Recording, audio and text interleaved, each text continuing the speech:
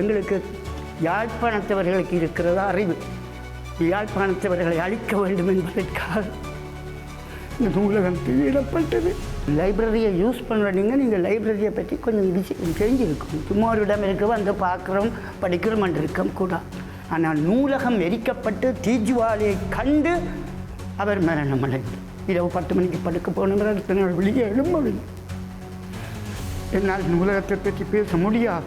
யாழ்ப்பாணம் பொது நூலகம் எரிக்கப்பட்டு 45வது ஆண்டு நினைவு நாளை முன்னிட்டு இன்று யாழ்ப்பாணம் பொது நூலகத்தில் நினைவேந்தல் நிகழ்வு ஒன்று ஏற்பாடு செய்யப்பட்டிருந்தது.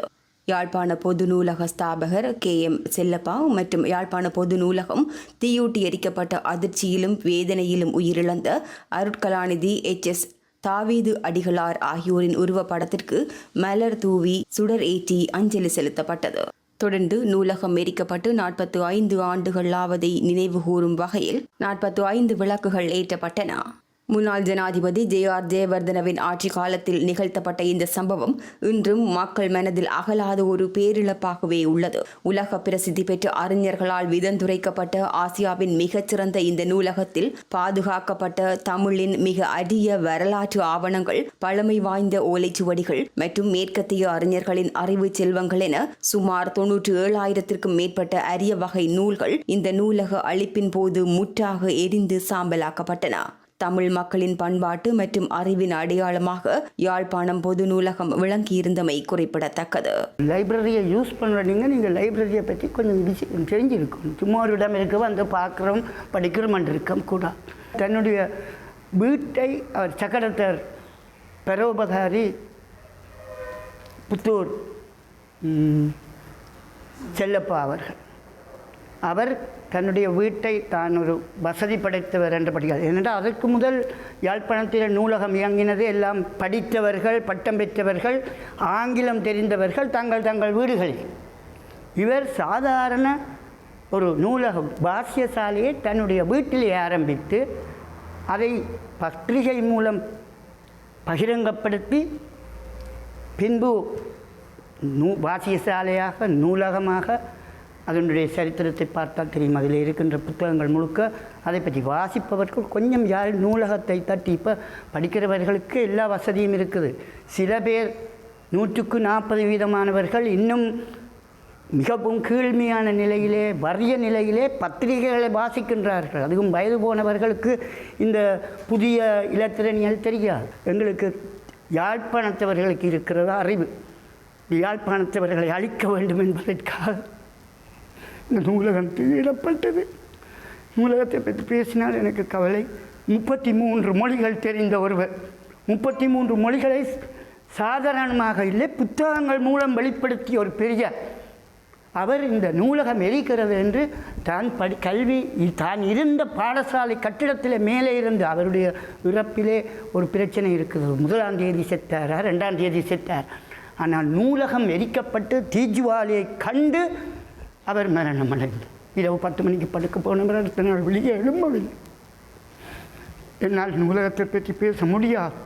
ஆனால் எங்களை தமிழர்களை அழிப்பதற்கென்று அந்த மாவட்ட அபிவிருத்தி சபை தேர்தல் உங்களுக்கு தெரியும். தமிழர் விடுதலை கூட்டணி அலுவலகம் அளிக்கப்பட்டது. அடுத்த நாள் ஜூன் 1ஆம் தேதி இரவு யாழ்ப்பாணத்திலிருந்து வெளிவந்த ஒரே ஒரு பத்திரிகை ஈழநாடு, இந்த நூலகம். இரண்டையும் நிறை குடிபோதை அமைச்சர்கள் பிரசன்னமாக இலங்கை அரசாங்கத்தை, ஐக்கிய தேசிய கட்சி அரசாங்கத்தினுடைய அமைச்சர்கள் 2-3 பேர் இருக்கத்தக்கனாக தீக்கிரையாக்கப்பட்டது. இங்கே அரசியலும் பேசப்படாது என்று நாங்கள் நூலகம் எரிகிறது அந்த திரைப்படத்தை போடுகின்ற பொழுது ஒரு போர்ட் வைத்தார்கள், இங்கே அரசியல் பேசப்படாது. ஆகவே நான் அரசியல் பேசவில்லை. எங்களுடைய வரலாறை அறிய வேண்டும்.